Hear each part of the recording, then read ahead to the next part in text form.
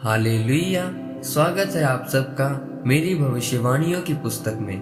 तो आइए हम आज के पवित्र वचन को पढ़ेंगे जो कि परमेश्वर के दास प्रेरित अंकुर यूसुफ नरूला जी द्वारा लिखा गया है।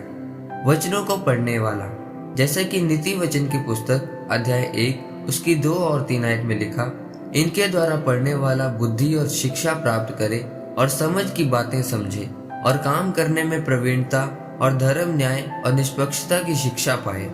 मेरे प्रियो, बाइबल बताती है कि बुद्धि के वरदान के द्वारा ही पौलुस बचाया गया। बुद्धि के वरदान से ही प्रभु यीशु मसीह ने शैतान पर फतह पाई। बुद्धि के वरदान के कारण ही वह लोगों की बातों में फंसते नहीं थे। नीति वचन में लिखा है कि अगर तुम वचन पर चलो और इसी को अपनाओ तो तुम में काम करने की प्रवीणता आएगी। याकूब के अंदर काम करने की प्रवीणता थी, क्योंकि याकूब के मामा लाबान ने जब उसे भेड़ बकरियां दी थी तो लिखा है कि वह गिनती में बढ़ गई थी, और वह इतनी बढ़ गई थी कि याकूब एक अमीर व्यक्ति बन गया था, क्योंकि वह जानता था कि भेड़ बकरियां अगर एक महीने में 500 हैं तो 3 महीने में वह कितनी हो जाएंगी।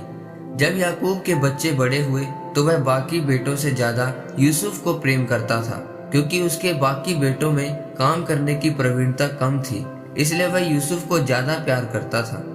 यूसुफ जिस काम में हाथ लगाता था, पवित्रताई और परमेश्वर के वचनों पर चलने के कारण वह काम फलवंत होते थे, इसलिए वह अपने पिता का प्रिय था। मेरे प्रियो, काम करने की प्रवीणता उसी व्यक्ति के ऊपर होती है जिसमें यह बुद्धि काम करती है, जो नीति वचन को पढ़ता है, जो वचनों को पढ़ता है और जो पवित्रताई के मतलब को समझता है। इसीलिए अगर हम रोज नीति वचन को पढ़ें तो हम अपने जीवन में कभी दुखी नहीं होंगे।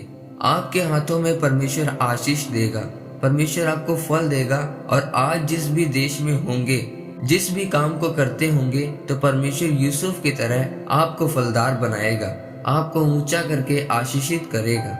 इसीलिए आज आपको वचनों के ज्ञान और समझ में बढ़ने की जरूरत है, ताकि आप परमेश्वर के वचनों को पढ़कर और इनके ऊपर मनन करके एक जयवंत जीवन व्यतीत कर सके।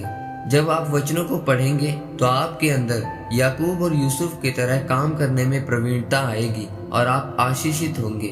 आमीन। आइए परमेश्वर के दास के द्वारा लिखी गई इस प्रार्थना को आप मेरे साथ एक मन होकर करें। सर्वशक्तिमान परमेश्वर, इस वचन के लिए मैं आपका धन्यवाद करता हूँ।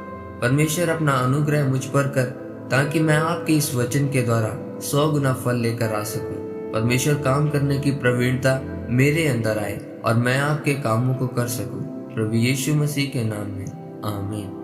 परमेश्वर आप सबको आज के वचन के ऊपर मनन करने के द्वारा आशीषित करे, आमीन।